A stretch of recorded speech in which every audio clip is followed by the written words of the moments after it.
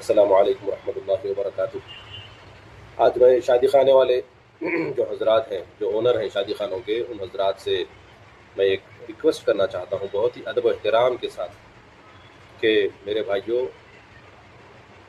قیامت کے دن جب ایک انسان کو، ایک مسلمان کو اپنے ہی اعمال کا حساب دینا مشکل ہو جائے گا، اس دن آپ حضرات یعنی شادی خانے کے جو اونرز ہیں، آپ حضرات دوسروں کے گناہوں کا جواب کیسے دو گے؟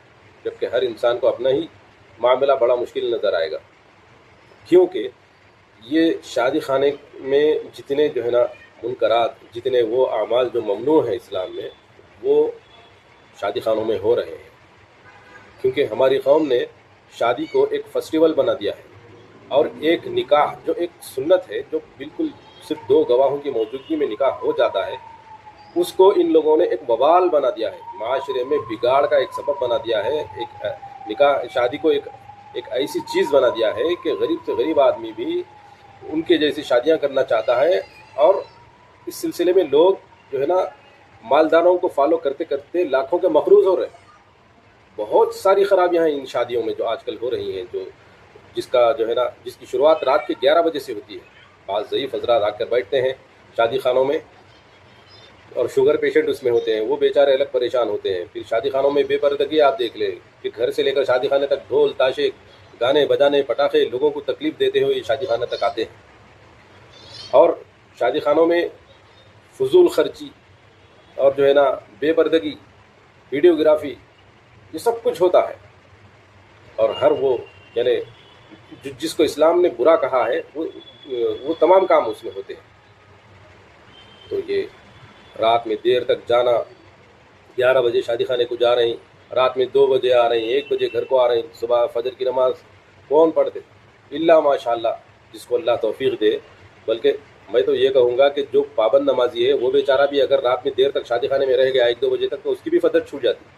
اور باقی جو ہماری قوم نے جو طے کر لیا ہے کہ ہم نماز نہیں پڑھیں گے، ان کے لیے تو کہنا ہی کیا ہے۔ منجے کر رہے، سانچک کر رہے، سانچک میں فجر میں آ رہے، اور بیچارے اللہ ہدایت دے فجر کی نماز تک نہیں پڑھتے لوگ۔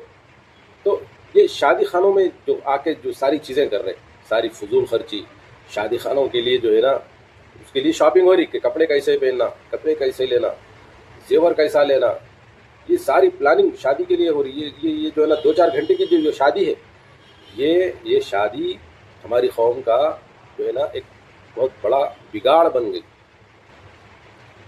یہ شادیاں نہیں ہیں، یہ ہماری قوم کی بربادی، اس میں وقت کی بربادی، پیسے کی بربادی، صحت کی بربادی۔ رات میں جو ہے نا 12-1 بجے کھانا کھا کے آتے ہی سو جا رہے ہیں۔ آپ دیکھ لو شہر حیدرآباد میں سب سے زیادہ sugar B P patient, dialysis patient آپ کو شہر حیدرآباد میں ملے۔ یہ انہی شادی خانوں کی دین ہے، انہی دعوتوں کی دین ہے۔ میں شادی خانوں والوں کو نہیں کہہ رہا ہوں، یہ جو دعوتیں کر رہے ہیں شادی خانوں میں آ کر ان کو کہہ رہا ہوں۔ لیکن ان کا تعاون کون کر رہے ہیں؟ ان کا تعاون آپ شادی خانے والے حضرات، آپ اونرز، آپ حضرات ان کا تعاون کر رہے ہیں۔ تو کل قیامت کے دن یہ جب اپنے گناہوں کا حساب دینے کے لیے کھڑے ہوں گے تو آپ کو بھی بلایا جائے گا کہ آپ نے تعاون کیا ان کے ساتھ، ان کے گناہوں پر۔ تو میرے بھائی اپنے آخرت کی فکر کریں۔ دنیا کی زندگی چند روزہ ہے، ختم ہونے والی ہے۔ یہ پیسہ آپ لاکھوں کما لیں، کروڑوں کما لیں، سب یہیں چھوڑ کے جانا ہے، آپ کو لے کے جانا ہے اپنے اعمال۔ تو آپ وہاں اپنے اعمال کا حساب دیں گے، یا جتنے لوگ دعوت کیے ہیں ان کا آپ حساب دیں گے؟ کیونکہ یہ تو نہیں سدھریں گے جب تک کہ آپ شادی خانے بند نہیں کریں گے۔ جب شہر حیدرآباد سے شادی خانے بند ہو جائیں گے تب یہ دعوتیں کنٹرول میں آئیں گی میرے بھائیوں۔ اور آپ حضرات بہتر ہے کہ ان شادی خانوں کو شادیوں کے ولیموں کے لیے دینے کے بجائے آپ ان پر جو ہے نا آپ بلڈنگیں بنائیے اور فلیٹس دے دیجیے کرایوں پر۔ اس سے آپ کی آمدنی حلال تو رہے گی، آپ کو کسی دوسرے کا حساب نہیں دینا پڑے گا۔ باقی آپ حضرات سمجھدار ہیں، امید کرتا ہوں کہ اللہ تبارک و تعالی ہمیں عقل سلیم نصیب فرمائے۔